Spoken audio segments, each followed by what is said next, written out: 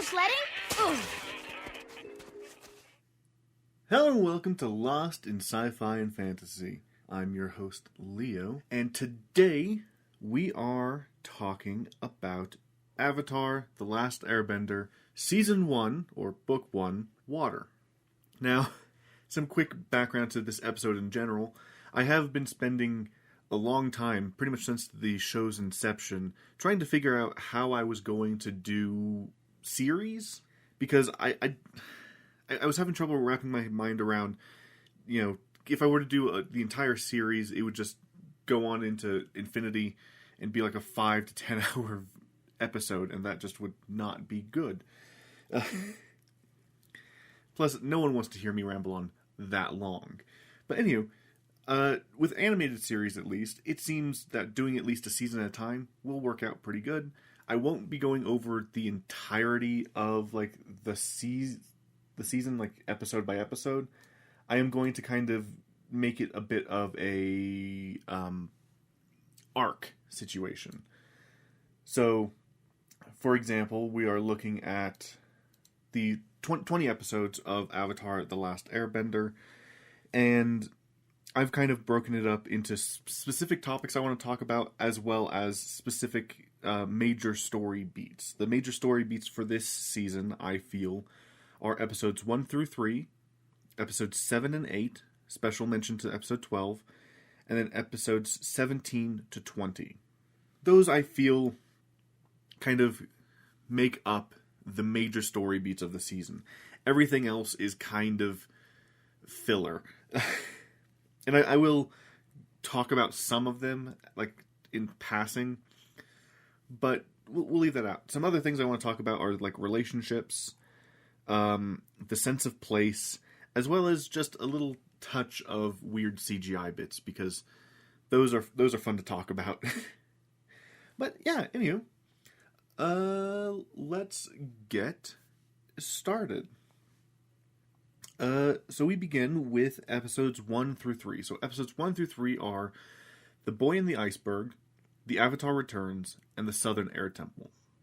Now, the first 2 episodes of these 3 are actually tied together as a 2-parter, technically, as they kind of bleed directly into each other. But I do also feel that the 3rd episode, The Southern Air Temple, belongs as part of these things, as it's the beginning of their journey, and it is also, it kind of shows what Aang has missed. But yeah, so let's go through each of them real quick. So The Boy in the Iceberg is just the basic beginning of the series, really. It's very lighthearted in comparison to some of the later episodes, especially, say, The Southern Air Temple, where it's very sad and quite dark at times. But the Boy in the Iceberg, it's, Katara and Sokka find Aang trapped in ice, free him, and find out, well, he's an airbender. Probably, as the title of the show says, the last one. And, they just kind of go on some mild shenanigans, and at the end of the episode, we kind of learn that he's been missing for over 100 years, very likely, and things just aren't weird. There are also some weird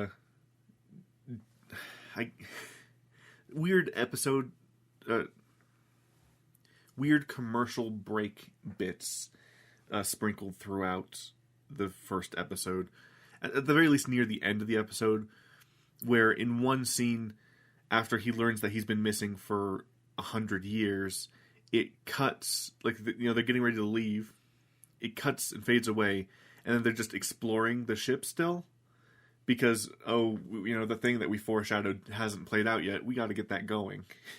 So, there we go. Because the ship is booby-trapped, and it sends out a signal flare that signals a very conveniently nearby Prince Zuko, who then follows the flare. Well, that's actually the second time that he gets signaled in the episode, funnily enough. He gets signaled initially when the Avatar is released from the ice, then he is signaled again with the flare. Which I find to be kind of funny that he technically needed 2 signalings to be able to actually properly zone in. But that's kind of where the episode there ends. And then the second one opens with them returning to the southern, like the village. And he explains, like, it was an accident and whatnot, but he's booted out anyway by Sokka, because Sokka in the first few episodes is just a complete dick. Like, pretty much up to episode 4, and then still sprinkled throughout a few episodes later on. Sokka's just a dick the entire time. But in that, it's revealed that Aang is actually the Avatar. You know, people are expecting this extremely old man, but he's just a 12-year-old kid. And yeah, Zuko attacks the Southern Water Tribe, and to protect them, Aang turns himself over, and then, you know, they escape and begin their journey. You know, a nice quick wrap up to the episode is because he almost immediately escapes. And then the third episode, the Southern Air Temple, they are properly beginning their journey, but Aang needs to check the Southern Air Temple where he grew up to, you know, just make sure, to see that things, you know, see what's happened. And it turns out, yeah, everyone's dead, especially his former teacher and, like, guardian. And he goes into a fit, essentially, slipping straight into the Avatar state, and just, which ends up sending a signal across the world that the Avatar has returned. Which is funny, since the previous episode was called The Avatar Returns, but the signal to the entire world isn't sent until the third episode. But I think that it's a really powerful episode, the third one. And that's why I kind of included it as part of a major story beat, because it's a really important story beat. Less so are the next 2 episodes. Like I said, I'm going to just kind of float over the next 3, actually. As they're just kind of there to kind of show the state of the world and give a little bit of extra backstory to the avatars in general. Because episode 4 is the Warriors of Kyoshi, where we learn a little bit about Avatar Kyoshi, but not really anything important. It's just basically Aang likes the attention that he's getting.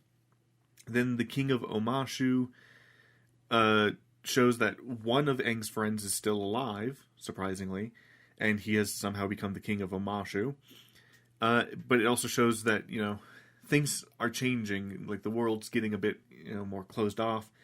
Then episode 6 is Imprisoned, in which basically the Fire Nation has taken all of the benders out of this village, and save for one who's been hiding his bending ability, but Katara kind of gets him to use his bending to save an old man, but the old man turns against them and reports him, and they have to go save him. That, I will say that that's a really good episode, but it just doesn't add much to anything, to be fair.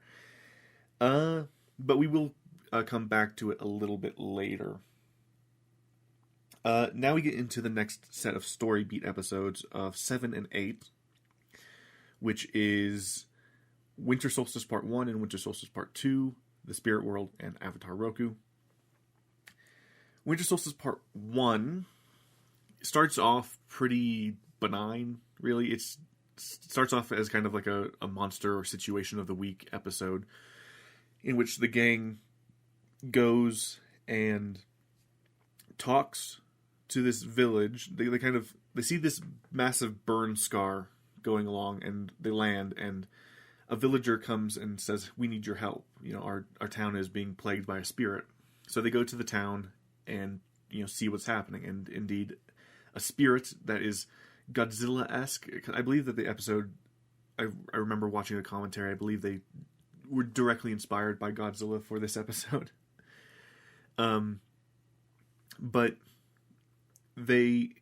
he tries his best, but he doesn't know what he's doing.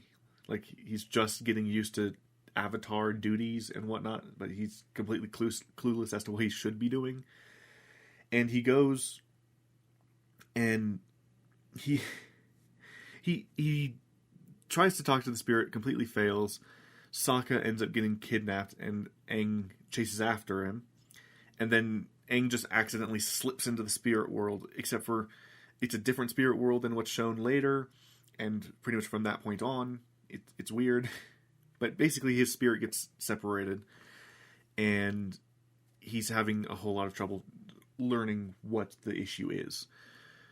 But after getting taken on a journey by Roku's spirit, animal spirit guide, a dragon is pretty much trying to say, hey, you need to do something. You need to talk to Roku, and shows him where to go, and like gives him vague visions as to why he needs to go, but isn't able to give him the actual answers. Which, after returning back to his body and normal reality, I guess, he is able to kind of solve the issue with the spirit, and everyone who was taken by the spirit is returned. You know, a nice little happy ending bow. Basically, the spirit of the forest was upset because the forest got burned down, and Aang was able to show the spirit hope that the forest would return eventually. So there's that.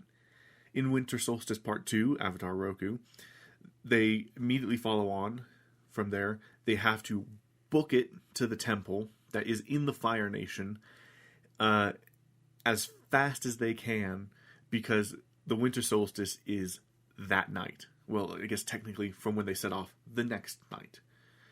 But they book it as fast as they can, get to the temple, and then the sense of time and urgency kind of is lost for the rest of the episode, as they have to, they land at the bottom of the temple and have to walk up this massive staircase, and then from there, they're just, like, things that would probably take, like, an hour to do, seems to happen almost instantaneously. It's a bit weird. But moving that aside, it turns out that the sages, who are supposed to be loyal to the Avatar alone, and like not their nation necessarily, turns out after the war began, the sages were forced to, swear loyalty to the Fire Lord. And so, all except for one do so. He betrays his other sages, as he believes that they should stay loyal to the Avatar regardless and help him in his time of need. So he takes them up to Avatar Roku's chambers, but there's an issue with the door. They're able to trick the sages into opening the door, and after, again, another bit of a scuffle, he's able to get in and talk to Avatar Roku, which gives us kind of why this is a major story beat, besides, again, giving us a bit more of the past of the Avatars. It gives us the overall goal for the series. It takes 8 episodes, but we get the overall goal of the series, which is Aang needs to learn the 3 other elements, because he's gotten air down, but he needs water, earth, and fire before the end of next summer, so that he can defeat the Fire Lord before Sozin's comet flies through the air, giving the Firebenders a massive boost in power, which they are likely to try to use to end the war. And so now we're given the thing, because it's supposed to take many years of training to learn all the other elements, but now he has about 6 months to do it, give or take. I think it's technically a little bit more than that, but he has a very short amount of time to learn all of them. But he does seem to be fairly naturally talented in bending, so it seems to be not too much of a problem. Which then leads us into the next short break in episodes in which, well, first, that episode, ends with a pretty fun action sequence of Roku assisting Aang by destroying the temple and fighting off the fire sages and the army that appeared to capture Aang.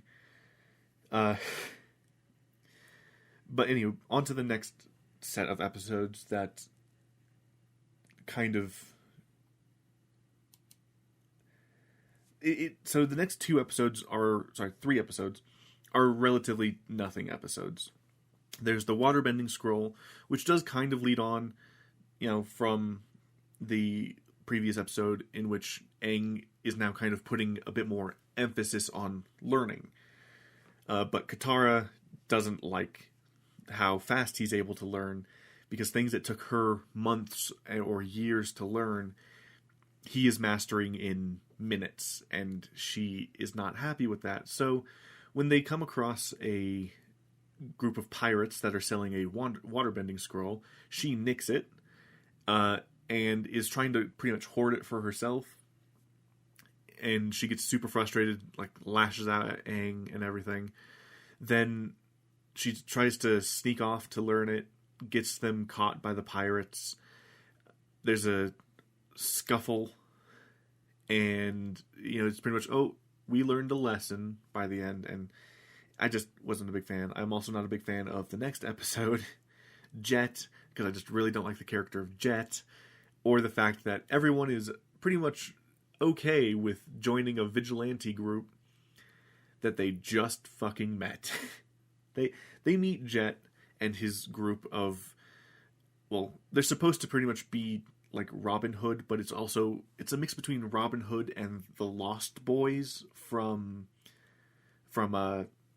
Peter Pan. It's like a weird situation like that.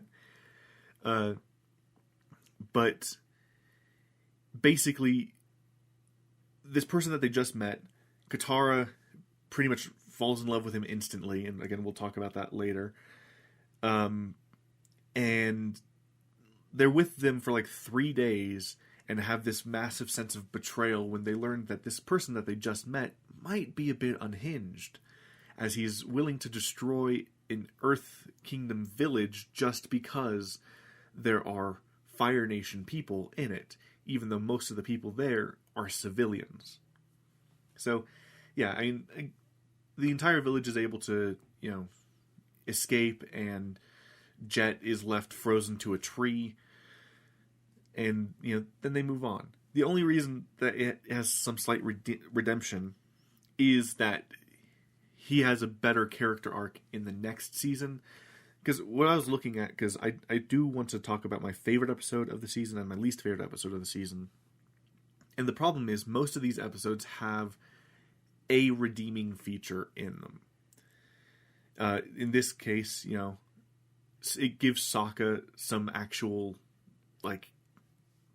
ground to stand on. He's actually the one in the right for once. And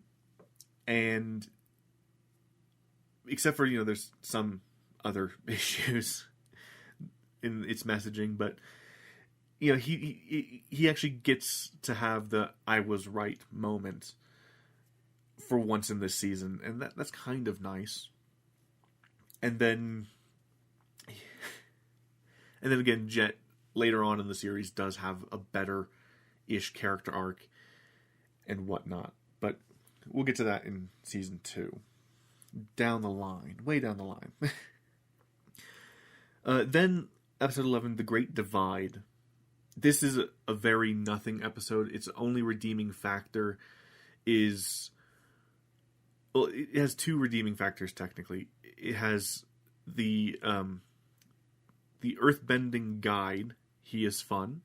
I like him, as he kind of...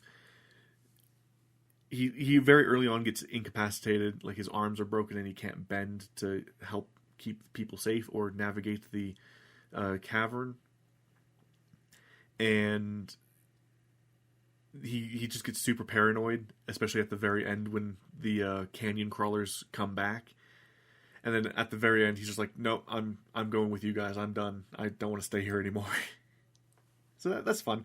And the second one is that Aang makes up a story to get these people to shut up and stop fighting each other. Because the entire thing is that there's this really posh, like, stuck-up village of people who have been ousted, and this kind of gruff, dirty village of people, and they've been rivals for like 100 years because, you know, one of their guys was trying to perform a sacred ritual, and it was interrupted by the other group's guy, and it just becomes a bit of a mess, and it's annoying.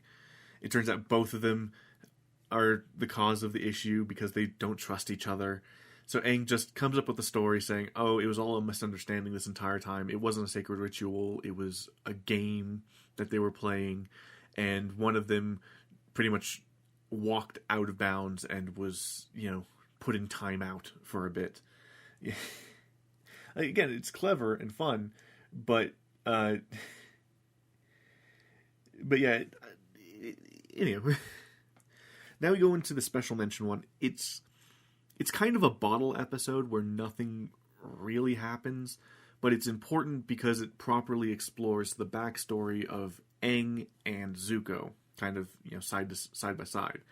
So it tells how Aang had run away from his responsibilities, and the reason he got frozen in the ice is because him and Appa were downed in the ocean during a storm, and he was forced into the Avatar state and ended up freezing himself and preserved himself for over 100 years, funnily enough. And Zuko, it's that he was brought in by his uncle to a military meeting. His uncle warned him to, you know, keep his opinions to himself because these older guys don't like to be challenged. They don't want their opinions challenged, so just zip it. And Zuko, when learning that one of the general's plans is to just throw a group of fresh-faced recruits at the enemy as a distraction, almost certainly leading to that group's complete destruction, he speaks up and is forced into an Agni Kai. He is expecting to be fighting the general that he had offended, but because it was in his father's war room, he has to fight his father. He refuses to fight his father because, you know, it's his dad. He doesn't want to. And so he gets burned and then exiled because he wasn't willing to fight his father.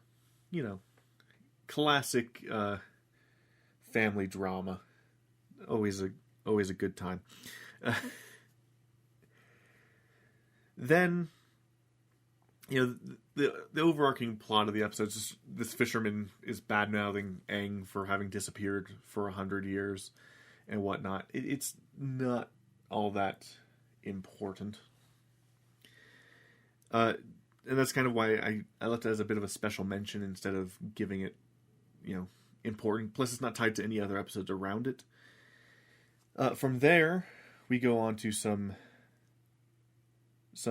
more kind of boring-ish episodes that are tied together, but not quite tied together. So there's the Blue Spirit, in which Sokka and Katara get sick after the storm, and Aang has to go find some frozen frogs to cure them. He ends up getting captured by now newly promoted Admiral Zhao, and a Blue Spirit comes and saves him, and the Blue Spirit is immediately revealed to be Zuko.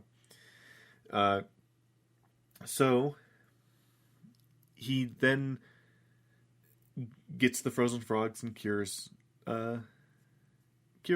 his friends, and that's the end of the episode. The fortune teller, which again I'll talk about a little bit later, they go to this village because they need to re-up supplies. that has... Well, they come across this man who's being attacked by a platypus bear, and he is very nonchalant about it, and it's because a fortune teller told him that he would have a safe journey, and he wholeheartedly believed her. They go to visit this village, and they meet this fortune teller. She tells... pretty much, Katara gets super into the fortune telling, and like a little too into the fortune telling, to where she's like, what should I eat? What should I wear? This, that, and the other. Just trying to have the fortune teller dictate her future entirely. And Aang is told that he's going to be in a dangerous situation and whatnot. Pretty much things that we already knew. But he wants to know about his relationships. Like, is he going to date someone, essentially? And she makes it up. And they also find out that this town, which is situated at the foot of a volcano, used to go up to the mountain and check to see if it would erupt. And now they don't, because this fortune teller will tell them whether or not it will explode. Aang and Sokka end up going up the volcano because Aang is trying to get a flower for Katara, and it's shown that, it's about to blow.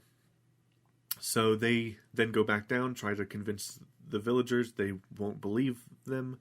So they they take her book, find the symbol in the clouds that's supposed to tell of, like, destruction, and they make the symbol and have her look at it. Then they save the town by creating a trench, and then Aang does some bending and whatnot, and saves the village. And that's pretty much it. Then the next episode is Bato of the Water Tribe. It's a fine episode. It's kind of nice because we get to see a bit more of, like, the Southern Water Tribe culture, as they find a family friend, a friend of their father's, who has been left behind by the other Southern Water Tribe members because he was injured. And he's waiting for a signal from their dad to find the rendezvous point. Some shenanigans happen. Aang gets super jealous, keeps the map from them, and then it's pretty much a immediately, like, flip situation where they flip from one thing to the next. And then the episode just kind of ends. Like, ends with them in a perfume nunnery where Bato was staying, fighting off Zuko, a bounty hunter, and then Uncle Iroh's just kind of there. But yeah, so after that, it just kind of, and they go with him and accept his apology because they understand that he just didn't want to lose them and whatnot. Even though, it was still super selfish and kind of, sort of out of character for him.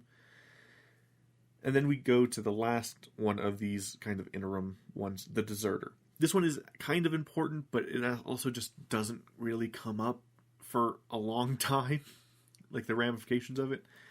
So they go into a Fire Nation town, find out they accidentally make themselves way too publicly known, and they try to escape following a guy that they just met, who turns out to be Fire Nation, but he deserted the army. And he wants to take them to, what's his name? I can't remember his name. But he is also another deserter, and so Aang feels that he could be a firebending teacher, but Aang is super impatient and whatnot, and ends up hurting Katara. Katara here learns that she has kind of an innate ability to heal using waterbending, which is cool. And so all is forgiven, and then they leave. The teacher vanishes, and not much happens. Again, the ramifications of this episode aren't really. You learn a bit about like Admiral Zhao, but other than that, the ramifications aren't present for a long time. And technically, the next episode, even though I added it into the thing, its ramifications also aren't for a while, but it still is part of the core, because on their way to the North Pole, episode 17, on their way to the North Pole, they come across the Northern Air Temple. And there's been rumors around this temple that there are still airbenders there, so they decide to go visit, and it turns out, no, it's just people using the gliders and technology and whatnot to fly themselves. They are not airbenders. And Aang is super, distressed about how this temple's being pretty much destroyed, and he's not happy about it. But, he eventually warms slightly to them until he learns that they are, one of them, their leader, is manufacturing weapons for the Fire Nation. So he then assists them in taking down the Fire Nation and getting them away from this temple. And the reason I kind of tied it in is because it's what I feel is the beginning of a ramp up in, one, the technology of this universe. It just starts going up from here, as well as the increase of conflict. Like, before this, there was a lot of minor skirmishes, but there's an all-out battle to protect the Northern Air Temple and fight off an army of... Okay. And fight off an army of Fire Nation. So that's why I kind of include it. Then we get to episode 18, where they finally make it to the North Pole, or the Northern Water Tribe, and this is kind of a fairly light episode. Basically, it's just Aang wants to be taught by this person, and wants Katara to join him in learning, but the North has a massive, women are forbidden from learning waterbending, save for in healing purposes. So she's sent to a healing class because she doesn't want Aang to quit just because of her. But after she gets the idea that, Aang could teach her what he learns, but they're caught by him, and he then drops Aang as a teacher, or as a student, and so Katara fights him. And it kind of has a Batman v Superman situation, where he is dead set in his ways and his beliefs of, tradition and whatnot, until one massive coincidence happens, in which, where in Batman v Superman, both of their mothers are named Martha. In this, it turns out that Katara's gran was betrothed to him, and he genuinely loved her, but she didn't. So she fled to the Southern Water Tribe because she wasn't going to let their traditions hold her down. And thus, he is willing to relent and train Katara. But I did find that kind of funny. It wasn't that she was able to literally hold her own against him. It's that, you're the woman I loved's granddaughter. Cool. which is a bit silly. Then we go on to the two-parter finale of The Siege of the North Part 1 and The Siege of the North Part 2, in which Admiral Zhao is now moving in on the north and begins his siege. they have to keep stopping at night because the waterbenders gain power at night. But he has a trick up his sleeve. I am just going to describe these episodes together because the first one's mostly the initial defense, and then the second one is their attack.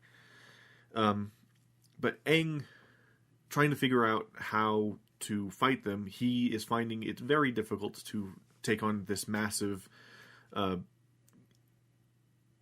fleet. There we go. This massive fleet of Fire Navy ships. He is able to take down like 12 of them, but there's just too many for him to take on alone. So he is given the idea to talk to the moon and ocean spirits, to see if they can assist. So he goes to the spirit realm to talk to them. But whoopsies, he gets stuck because Zuko sneaks into the Northern Water Tribe and takes him after a fight with Katara. And then Admiral Zhao is somehow able to get by all of the waterbenders unseen, and is able to take one of the spirits, which turns out to be the koi in the pond, and hold them hostage. And then he kills it. Which I believe is the spark of... It's not the full spark, but it is a partial spark of General Iroh's kind of want to defect and just leave. It's not the start, but it's definitely kind of the final nail in the coffin situation, you know? Where he's just like, you're willing to kill a spirit you don't deserve, I'm not going to be here, kind of thing. Because he's become very spiritual and whatnot since the death of his son, I believe. Yeah. But yeah, that is the basic overarching plot. Overall, again, I like most of the episodes, and especially do like the Siege of the North Part 2. That is my favorite episode, because it has this really touching ending where the princess has to sacrifice herself, return the borrowed life that the spirit had given her when she was born. It's a very touching sentiment.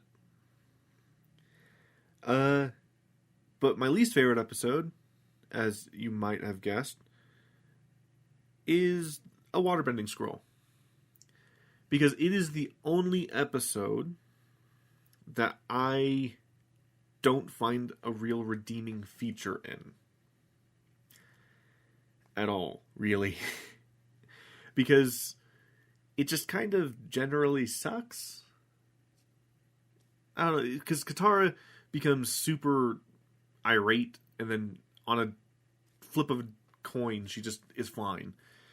The characters are just a bit everywhere. It just kind of annoys me. It's But yeah, I do like the Siege of the North Part 2 more than Part 1, because Part 2 is a lot more battle, a lot more action.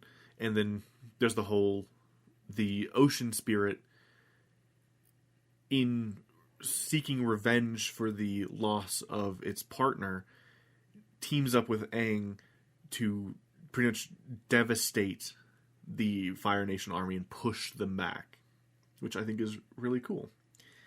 And then once the spirit sees that the moon is back where it's supposed to be and the fish is alive, it recedes, but not before taking Admiral Zhao out with him.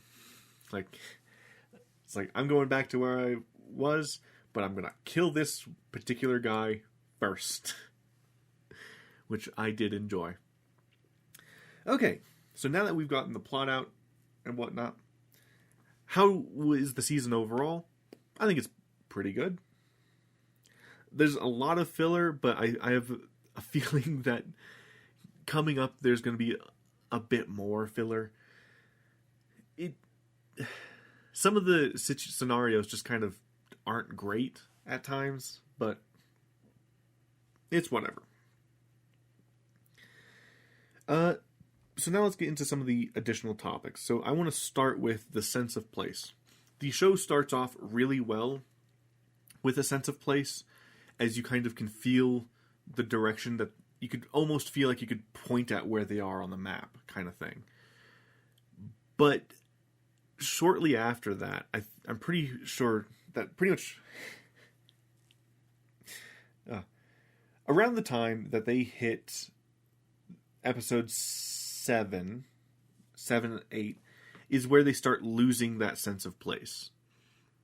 When they have to beeline it to the Fire Nation to go to the Crescent Island and whatnot, you pretty much lose the sense of place. Because then from there, they're somewhere in an Earth Kingdom village, and then they're still somewhere, like, for most of the time they're in, like, the Earth Kingdom, and then it feels like they're in a Fire Nation. Yeah, they're in a Fire Nation town, which I don't know where it is. You just lose where they are completely until episode 17, where you're like, okay, now they're at the Northern Air Temple. It's like, where are they? And I think that pretty much after this, they almost completely lose it again. Because then they're just kind of hopping everywhere to random locations to do random things for a lot of the second season, I'm pretty sure. But we'll get to that whenever we get to the second season a while from now, because I need a bit of a break. Especially since the Netflix does a weird thing with the later seasons where they like, oh, this is a multi-parter? Smash! The episodes are now together. It's just one big episode now. But yeah, so it loses a bit of its sense of place because, like, as the show's kind of beginning, you're like, okay, you can kind of feel that it's wintry and whatnot. You know, there's snow, and you can feel them moving further north as, like, the snow starts to melt and whatnot. But then it just gets confusing as to where they are weather-wise or season-wise. You know that around the winter solstice, it's winter.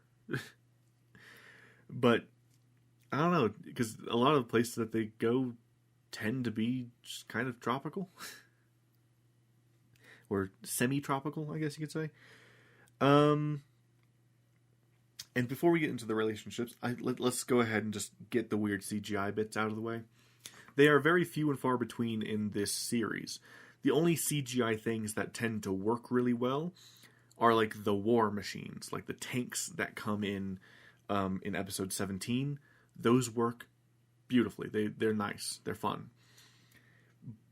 The one that doesn't work, which I think is around episode 7, I think, is the Aang kite, where Aang, I believe, is chasing after Sokka, who's been taken by the spirit, and it just cuts to a shot of Aang going through the woods, and it's just a really obvious CGI model, just like swooping side to side, and it's just very awkward and out of place, especially since it then cuts back to normal animation.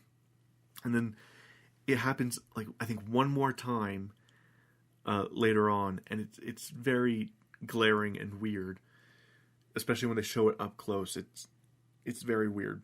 But that aside, that's it for the weird CGI bits. It's just that they pop out of nowhere for some reason. Maybe they were, crunched for time, or they just really didn't want to animate that bit. I don't know. It's very weird. Okay, on to the last kind of section before we once again go over the overall stuff. The relationships. So there's Katara and Aang, Katara and others, in which we discuss Jet, the Earth Kingdom Bender from episode 4, I think it is. 4, 5? 5?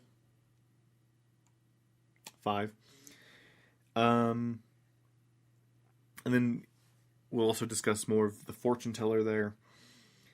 Then there's Sokka and Suki, Sokka and Yue, and technically Paku, who's the Northern Water Tribe waterbending master, and Gran.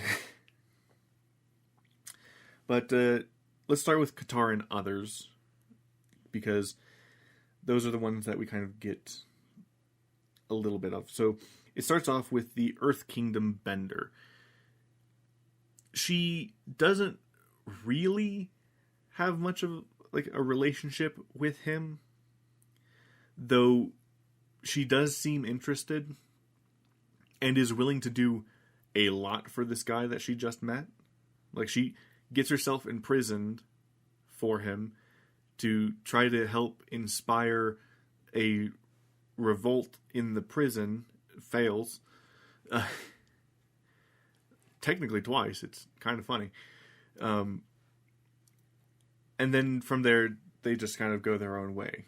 So it's kind of on the scale of like relationship Richter. It's like barely anything. But then we get to Jet. Jet, she forms an almost instant crush on, and her reactions and whatnot to learning that he's willing to destroy an Earth Kingdom village is that of complete and utter betrayal. So even though they've only known each other for at most a week, she treats it as if they had been in a relationship for months at that point. But no, she just had like a mild crush on him and should have been like, okay, yeah, that's fair. She trusts Jet over her brother because the weird story arc and lesson of the episode is Sokka's instincts are right sometimes, but also sometimes they're wrong. And that's it. That is the moral of the story. Because at the beginning of the episode, he is trying to lead them on foot, suspecting that the reason that the Fire Nation's able to, keep chasing them so easily is because they're flying around on a flying bison. That's kind of, very obvious when you look at it. So he's like, let's walk. But he ends up walking them straight into a Fire Nation camp, in which they're then saved by Jet. And Jet says, oh, that's going to get you killed if you just keep following your gut.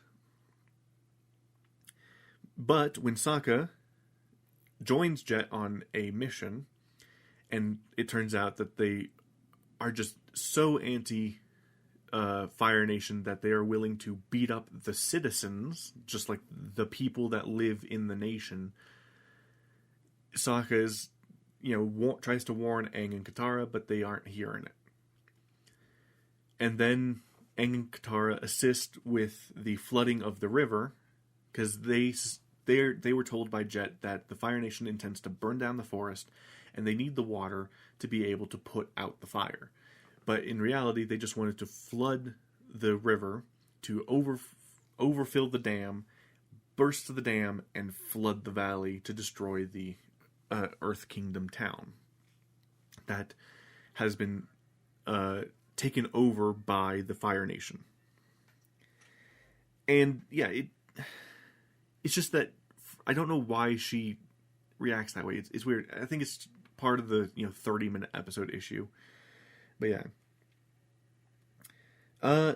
Then the fortune teller. In the fortune teller episode, her first thing that she wants to talk about with the fortune teller is her relationships. Like, who is she going to end up with? And the main thing that she gets from that is that he will be a powerful bender. And at the end of the episode, Sokka mentions that Aang is one heck of a powerful bender, which then it kind of clicks in Katara's mind. Oh. Because also in that episode, Aang tries to give Katara a necklace that he made out of Sokka's fishing line. And she takes it and wears it, and she's like, oh, that's nice. And Sokka's like, oh, you guys are so in love and whatnot. And she's like, nah, he's just a friend. And pretty much just starts really hammering home that friend thing, and it just devastates Aang for some reason, and that's why Aang throughout the episode is trying to get a fortune told on his thing, but it's not in his cards. And at the end, the fortune teller states, well, just like you were able to do with the clouds, you can change your fortune. You have the power to do that. I mean, you're the Avatar. And that's kind of the main inception of the Avatar-Katara relationship going forward. At least it's the major hint towards it. You get some bits throughout beforehand, and then you get a little bit after, but for the most part it's kind of put to the side. Then you have Sokka and Suki. They only get one episode this season when they visit the island of Kyoshi and meet the Kyoshi warriors. Sokka is being a complete sexist asshole towards them, being like, girls couldn't do this and whatnot. But he ends up relenting and asking them to help him become a better warrior. And in this, Sokka and Suki end up kind of getting into this kind of rivalry thing where, like, they're rivals, but they're also kind of attracted to each other kind of thing. It's cute. It ends with, like, I think a kiss on the cheek from Suki as Sokka and friends have to escape because the Fire Nation attacked. And then at the end of the season, who's Suki? Because Sokka falls in love with the princess of the Northern Water Tribe, Yue. And as stated earlier, so theirs is a weird one. He sees her as they're going through the canals of the Water Tribe, and, pretty much instantly falls in love. Then he's able to have a short conversation with her at the banquet thrown for the Avatar. Then he runs into her while just kind of walking around the village, or I guess town, in which he kind of asks her out, and she says, yeah, meet me there. But by the time they are able to meet up again, it turns out she has been... her marriage has been arranged already. Then Sokka learns who is to marry her, and it's this dumb asshole who just sees her as a prize to obtain, like, because she comes with the most benefits, is what he said. And so Sokka beats the shit out of him, is put on to a different mission by her father, which is to protect her. He is put on guard duty for her. He accepts. And then, as stated before, Yue is then... She decides to sacrifice herself to become the moon spirit and, help restore balance to the moon and the ocean, giving the borrowed life back to the fish that gave it to her. But yeah, so it's a really touching romance, and it's probably the only romance in the show that gets enough room to breathe. Because you have to remember that this would have been over 2 to 3 weeks, so you actually would have become a little bit more invested in the relationship. But yeah, it is another one of those, it kind of comes out of nowhere, but you see it work a bit more than a lot of the other relationships shown in the show, because a lot of the relationships shown in the show just kind of are there and then move on. And also, it's definitely within... You get a better sense that they've been in the Northern Water Tribe for a while, like weeks, to potentially even a month or so. Because it took Admiral Zhao quite a while to build up his fleet. Aang trains with Pakku for a while before, they're accepted into, like, they accept Katara into the class. And then Katara has obviously been training for quite a while. She picks it up fast, but I'm assuming that they were at least there for a few weeks training. And since they have to leave a bit short, while Aang hasn't fully mastered waterbending, he does have a pretty good hang of it.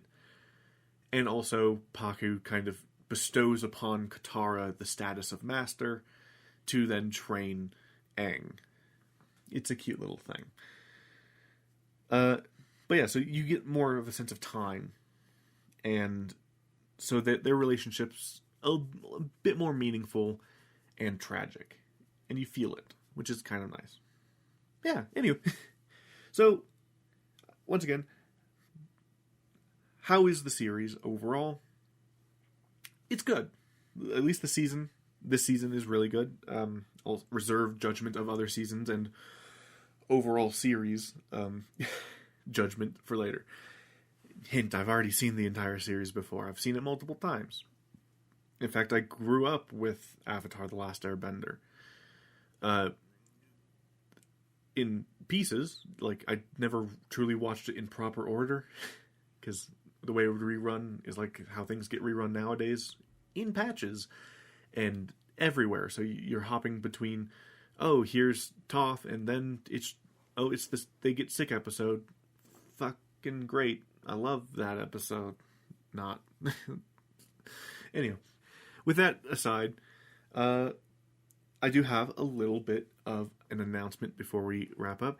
Do keep your eyes and ears open for Saturday, in which I will be making a bit of an announcement about what's going to be happening over the next 6 months. It's a fun little announcement that I think some people will enjoy, and some people might get tired of really fast. But we'll see. And one of those people that gets tired of it really fast might be me. But that's just the nature of the game, I guess. Anyway, keep your eyes and ears open for that. That'll be coming out on Saturday. It's just a brief little update / announcement. And then it'll go into full effect that Monday. With, what is it going to be? It's going to be Dungeons and Dragons. Right. Yeah. I'll explain problems that I had, because I'll explain it later in a future episode. Because I had recorded an episode, but then I realized, wait a second, this episode's not going to be coming out there. It'll be coming out at a different time, so I need to switch them. So I'll just need to re-record it, and that's going to be for the episode after Dungeons and Dragons. That's Strangers in Paradise. I'll explain it there. Strangers of Paradise. You get what I mean. Anyway, thank you guys so much for listening, and I will talk to you guys on Saturday, and then again on Monday. Goodbye.